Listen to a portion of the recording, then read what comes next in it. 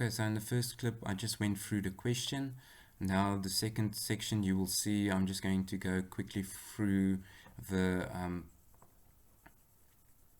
drawing. So here's our new hospital that we need to construct. So you would see that we've got a total floor area of 45 times 10, and I had the question on whether you can use a single story building, comparing it to a double story. Yes, in this instance, that was all that you had. If you do have a double story building, it's always good to compare the cost between your ground floor and first floor, if you do have that type of information. But with this question, you didn't have that luxury, so all that you had to do was basically use your the cost that you would calculate from figure 3 and times that with the volume of your figure 1. So just keep that in mind. Also, you would see that we had some new external paving that was added. I didn't add any external works like pipe work and groundworks and so on, just to keep it simple. Otherwise it just becomes too much to calculate. But you will see as I go through the calculations with regard to that. Obviously, if I do include some other items, you need to take that into account. So, but usually in a test, that's too much information to try and have in one specific question. So that was excluded. So the only thing that you had to do was to calculate your volume cost and then add your paving area as well, so that you can actually get to your basic cost to which you can add your P's and G's, and then your contingencies and that. Okay, so that was that. Then drawing 2 or figure 2, your historical office building. The only purpose of this building was to calculate your paving area.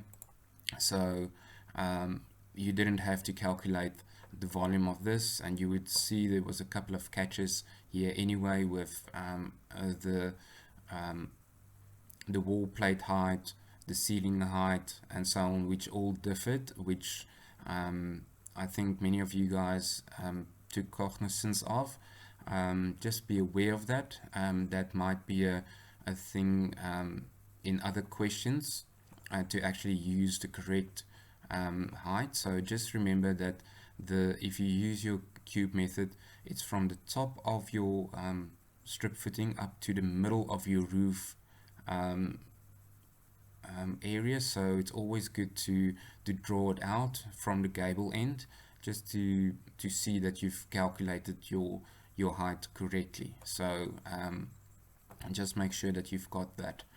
Okay, so have a look at that so that you understand how that's calculated. I'll maybe make another video on that just to clarify that, but that's irrelevant for this question. Okay, so that's basically it. So just going through the memo. So if you do go through the memo, this is all the information provided, and then you would see I've added the memo and the calculations here. So this was basically all that you had to do, is you had to calculate your historical values. You can see the paving is added here and the building volume here, so that you can actually calculate your basic rates, so that you can apply to your new building right here at the bottom. Okay, and then you would see that I've added 2 answers. The one actually has your historical rate excluding your P's and G's, and then we've got a second answer which most students used, was basically just using your basic historical value here to calculate your rate per volume. Okay, so in the next clip that I'm going to show, I'm going to use the 1.3 million because it's just easier to calculate, but you can have a look at this,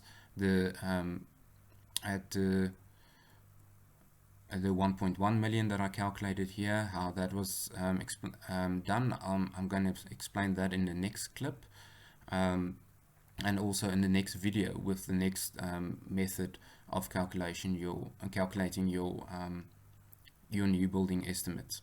Okay, so just be aware of that. And also then I just added 1 or 2 basic feedback items here at the bottom, so that you can just see one of the common things that that was asked. So in a nutshell, that's basically how the memo works. So you can have a look at the memo, and if there's any other questions, you're more than free to contact me if you need any assistance with that.